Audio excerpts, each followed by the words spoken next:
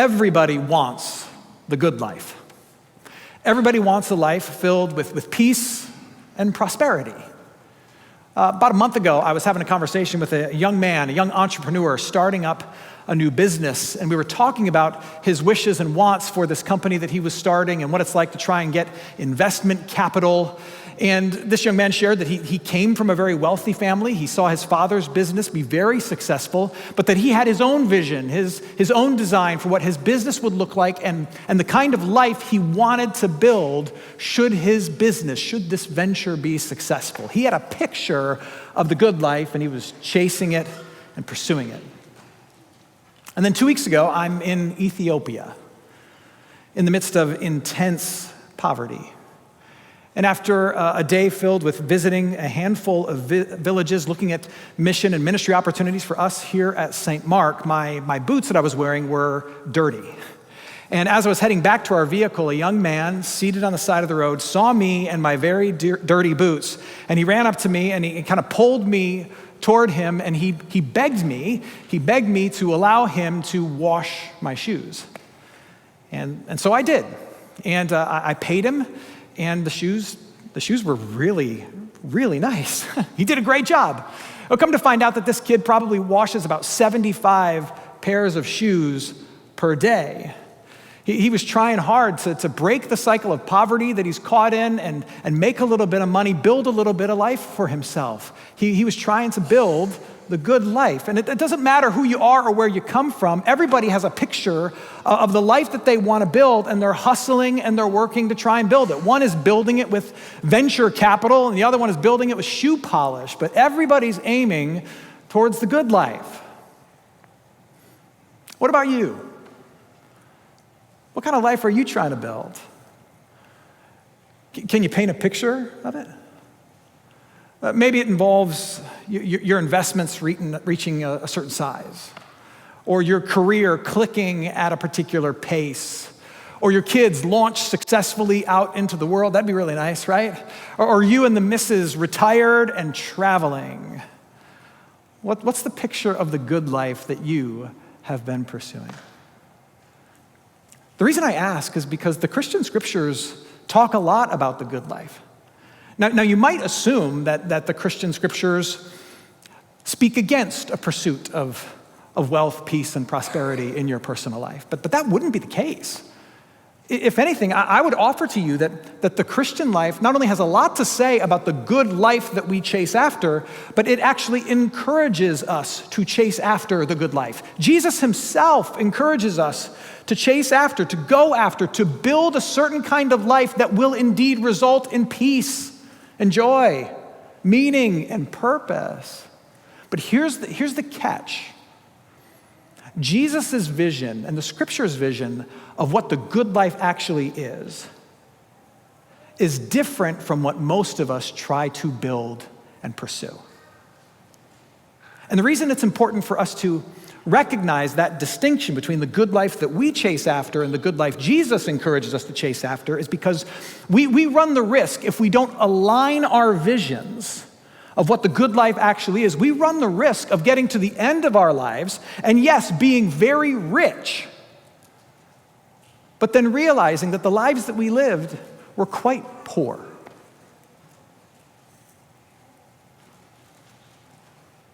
What kind of life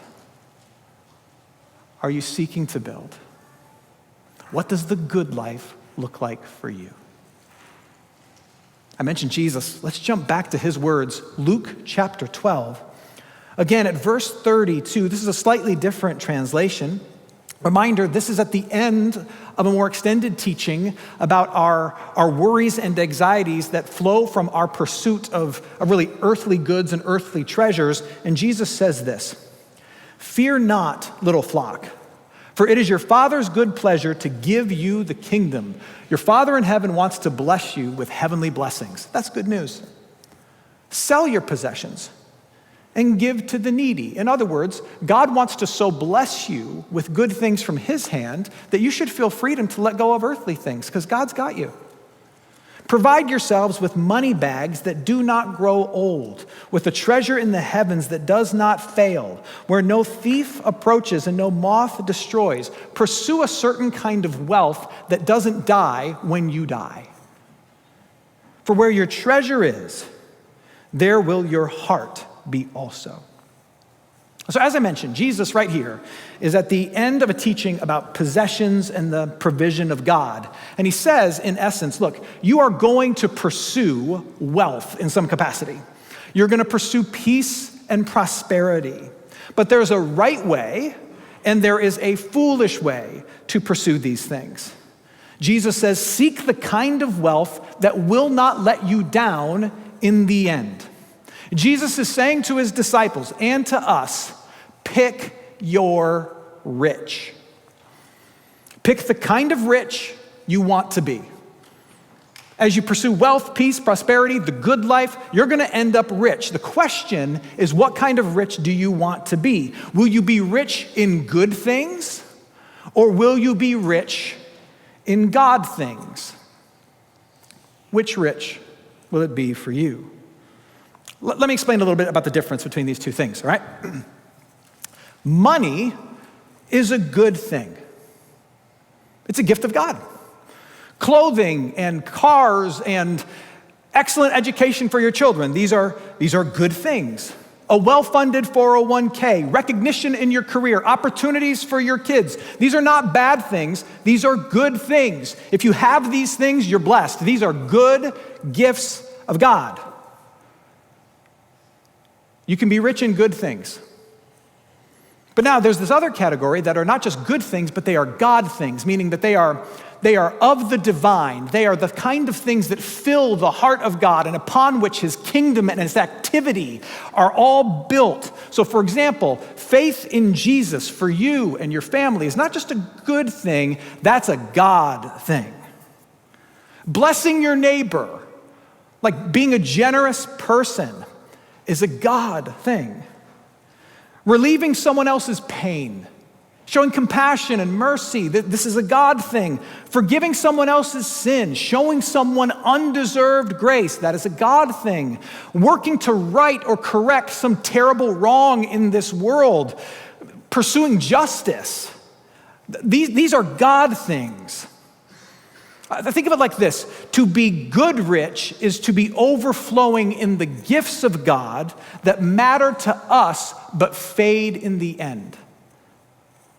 To be God rich, however, is to be overflowing in the heart of God, the stuff that matters to him, upon which his kingdom is built and which lasts forever.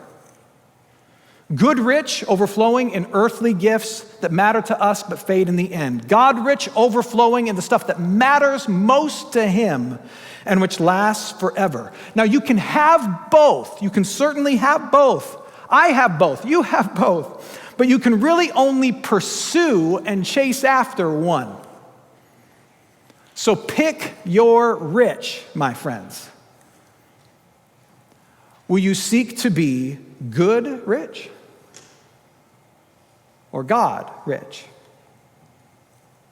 Now, if you're kind of following along with me and you're asking yourself that question, do I want to be rich merely in the good gifts of God? You know, I want to have a decent bank account. I want to have well-behaving kids, and I want to have a decent house, and I want to take a couple of vacations a year, and I want to do all these things and have all these earthly things. But I want to be rich in that, but also primarily pursue and be rich in the things of God. Well, how do I build out my portfolio, so to speak?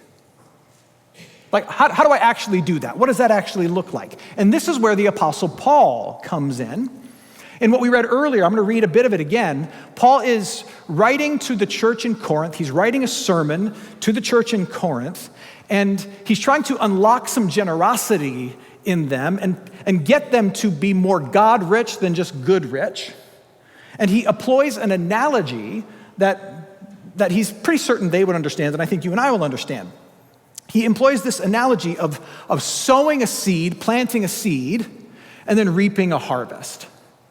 Planting a seed, reaping a harvest. And in 2 Corinthians chapter 9, verse 6, he says this: whoever sows or plants sparingly will also reap sparingly. Common sense. Plant a few seeds, get few plants. And whoever sows bountifully will also reap bountifully. Paul says quite simply, listen, you will grow what you sow. That's how the world works. You will grow what you sow. Whatever you plant in the ground with your life, you're gonna get more of, for good or for bad. So what are you planting? Now, in this analogy that Paul is using, when he talks about sowing a seed, what he means is the seeds are like the gifts that you have in life. In the church, we like to talk about time, talent, and treasure. The time I have to give, the talents I have to use, and the actual treasure, like the financial stuff that I've got. Those are the seeds that you use to plant. And in this analogy, these seeds, whenever you plant them, they always sprout up into something. There's like a guaranteed return. If you plant time, talent, and treasure, it is going to return in some capacity. There's a guaranteed return. Now, what's also important to understand about this analogy of sowing and reaping is that in this analogy, it is not what you plant that determines what grows, but where you plant it. That's what determines what grows. Wherever you choose, whatever field you choose to plant your time, your talent, your treasure, that's what you'll get more of. You can choose to plant time, talent, and treasure in career, and choose to plant time, talent, and treasure in kids, and choose to plant time, talent, and treasure in building up your bank account. And wherever you plant that, you're gonna get some more of that. So for example, if you plant all of your talent, the best of your talent and skills in your career, you are going to reap more career. Congratulations. The benefits of that, and also the burdens of that. If you plant the bulk of your money in a big house that you can kind of afford, you're gonna get more house. You'll have more house blessings and more house burdens. If you plant the best of your family's time in activities for your kid that keep you running all over the place, then congratulations, you're gonna be running all over the place. You will reap the benefits, and there are benefits of exposing your kids to lots of opportunities and being really busy. You'll reap the benefits, but also the burdens of being a travel league family. Likewise, if you plant your resources in the things that matter the most to God, you will see and experience in general more of those things. That's what Paul is saying. He goes on to say in verse 10 this, he who supplies seed to the sower, this he's now talking about God, and bread for food will supply and multiply your seed for sowing and increase the harvest of your righteousness. The bottom line of this verse is this: God guarantees that when you sow the gifts that he's given into a particular field, there will be some sort of harvest for righteousness, but also, the implication is, for unrighteousness, for stuff that matters eternally and stuff that really doesn't. So watch what and where you sow. Does that make sense? Okay. Now, this sounds like a really simple concept. Oh, you reap what you sow. And I take my time, talent, and treasure, and I put it in particular fields, and whatever field I put it in, I'm gonna reap, for good or for bad, more of that. Got it. Now, it sounds like an easy concept, and in many ways it is an easy concept to grasp, but that doesn't mean it's easy for us to live out. Now, what I'm about to say to you is it's like a tough pastoral word, but it's one of those tough pastoral words that has to be said when you talk about stuff like this. And I just want to remind you that you know, my job as a pastor, sometimes I'm just kind of a mailman. I don't write the mail, I just deliver it. So if you feel particularly bothered or burnt by what I'm about to say, don't get mad at me. As much as I can control it or help it, it's all coming from here. I don't write the mail, I just deliver it. This sounds like a simple concept, but it's hard to live out. Here's what I know, that some of us are walking through life with arms full of a harvest that we hate. A harvest that feels way too burdensome or deeply unsatisfying.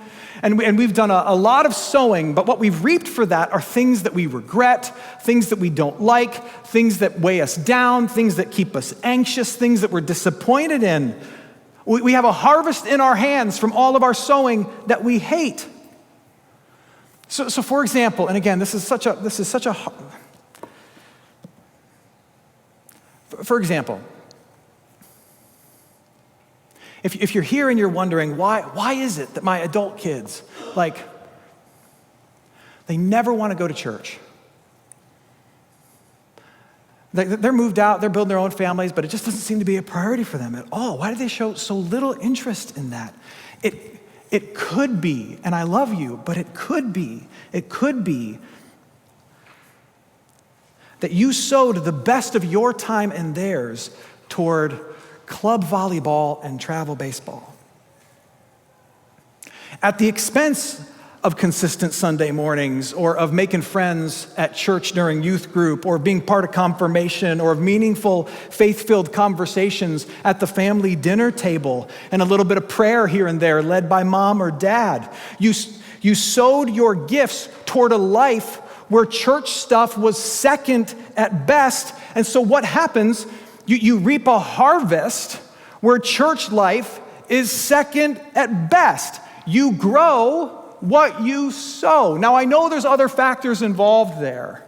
I get it. This is a nuanced thing. But in general, this is what Paul is talking about. You grow what you sow. Or perhaps you're wondering, why am I so riddled with anxiety and despair despite this really successful career and a really nice house with all these toys all around me? Might it be that you sowed the best of your talent into a career where competition is high, and as a result, you're never secure? Where, yes, you're very good at what you do, you're recognized and you're remunerated well for what you do, but you also know that you're only as good as the last deal that you closed, and that kind of haunts you every day.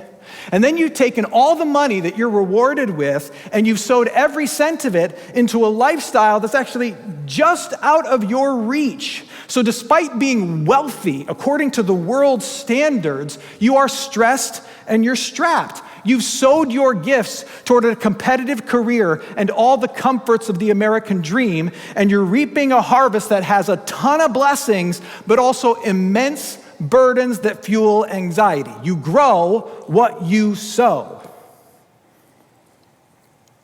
If you find yourself holding a harvest that doesn't satisfy, don't get mad at God.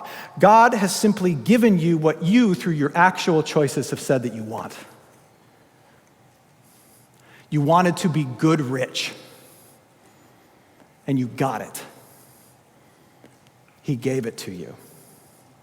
Congratulations. Now, I know that that's a hard word, but it makes what I'm about to say even more powerful. You and I choose all the time to be rich in good things, but not in God things.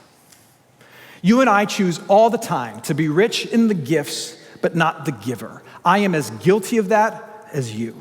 We choose to sow our seeds toward a harvest of good but fading fruit, and I'm guilty of it too. And yet, when the time came for God to plant his treasure, for God to sow his treasure, to invest his greatest resource, what did he do? God chose to share, to spend, to sow his own son, his own self, into the rotten field of this broken world. He chose to sow his greatest resource, his own son, his own self, into this world. Why? So that he might have a harvest of us. He sowed his cherished son into this world so that he might have a harvest of sons and daughters. He gave Christ to live perfectly. He planted him in this broken field to live perfectly because you refuse and I refuse. He planted his son in this field so that he might die sacrificially, because that's what a life where you love the gifts more than the giver deserves. He planted his son into this world to rise triumphantly out of our broken, awful, evil soil so that he could have the harvest of you. You forgiven, and you are. You chosen, and you are. You loved, despite you not loving him, and you are. You cherished, you eternal. You are, you are. Here's the good news. We rarely choose to be rich in him, but he has chosen in Christ to be rich in us. Praise be to God. That is love. And if that is true, then what do we do in response? Well, if he is chosen to take his treasure and plant it in such a way to be rich in us, so undeserving, what we get to do in response is we get to take some of our own cherished seed, right? Time, talent, treasure, and we choose to be rich in him. Not just rich in good things, but rich in God things. So like, what does that look like? Like practically, what does it look like for me to like build my portfolio of being God rich, not just good rich?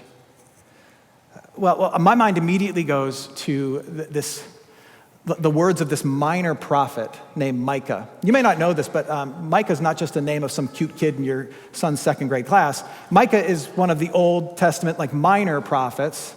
Not a minor as in dig a hole in the ground, but minor as in like his book is one of the shortest ones. That's what that means. Minor prophets, Micah chapter 6, verse 8. Micah, speaking on behalf of God, says this to the people of God, and these words are still true for us today. Micah says, God has told you, mankind, what is good, and what does the Lord require of you, but to do justice and to love kindness and to walk humbly with your God. What does it mean to be about the business of God's heart? This is what it means. Justice, kindness, and walking with God. How different would my life look, or your life look, if we chose to sow our treasures towards those things? First, toward the spread of the gospel. That's how people walk humbly with God, as the gospel gets preached. That God loves you and chooses you in Jesus Christ, not through any effort of your own, not because you're deserving, but because he sent his son to live, die, and rise for you, and it's for you today. Like that message getting out there and being planted in the hearts of people, and that message growing.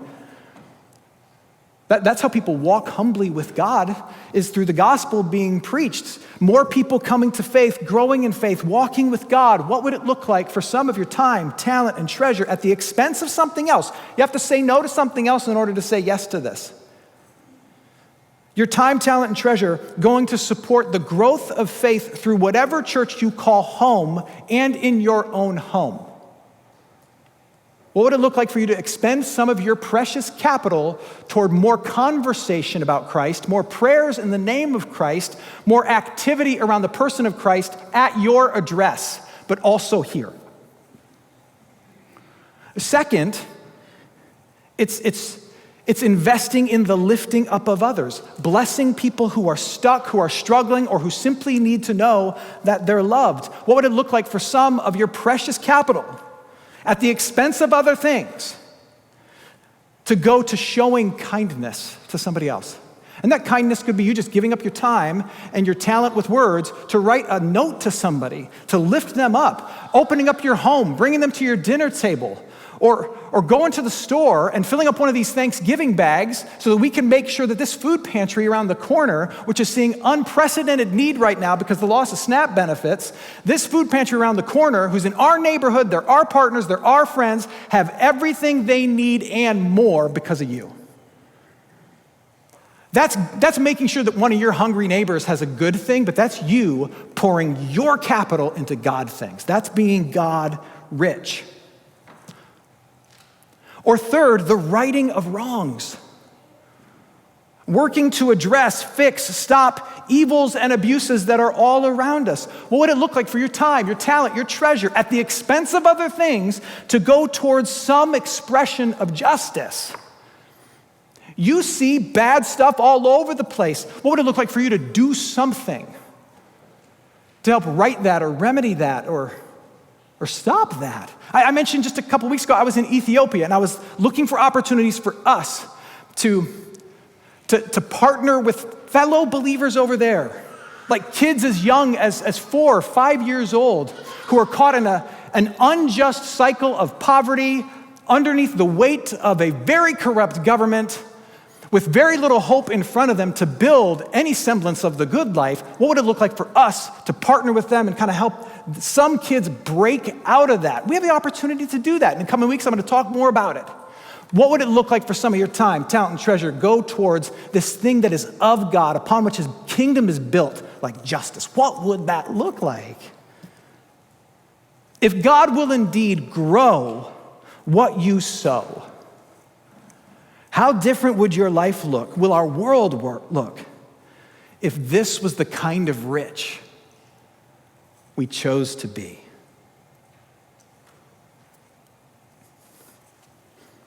In 1995, 3 researchers published a study in the Journal of Personality and Social Psychology.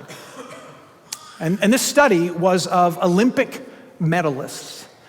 They interviewed a few hundred Olympic medalists from throughout the years, and they wanted to measure each medalist's sense of satisfaction with what they had achieved, whether they were gold, silver, or bronze. And their findings were surprising to a lot of people.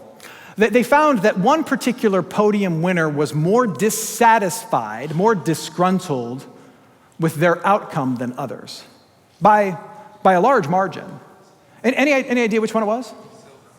Silver medal. Maybe you've heard of this. It's called silver medal syndrome.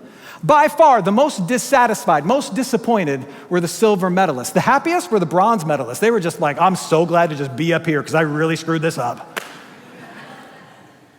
The silver medalists were the most disappointed, and the researchers said, well, here's why. They were constantly looking over at the gold medalist and reminding themselves, if I had just tried a little harder, pushed a little harder, trained a little more, then I could have had gold. They were focused on what was just out of their reach. Now, here's why I bring this up. I think that the version of the good life that many of us, by instinct, want to try and chase after and build is ripe for silver medal syndrome, where you will live a life where you will get on the podium. You will be really, really blessed. You'll have a lot. You'll be really rich, but you will constantly be aware of what you don't have versus what you do have. And you will be looking over saying, well, if I could have pressed a little more, tried a little more, fueled by comparison, discontent with what you see in others. You see, that's the downside of choosing to be the wrong kind of rich. You are rich, but you're never, ever content. Ever. So the question is, what kind of rich will you be? Will you choose to be rich in good things that, yes, are gifts, but they ultimately fade? Or will you choose to be rich in God things, which matter to him and last forever and truly satisfy? Which will it be? God has staked his claim. He has chosen to be rich in us. Let us, his forgiven and chosen people, choose to grow and sow and be rich in him. More next week. Amen.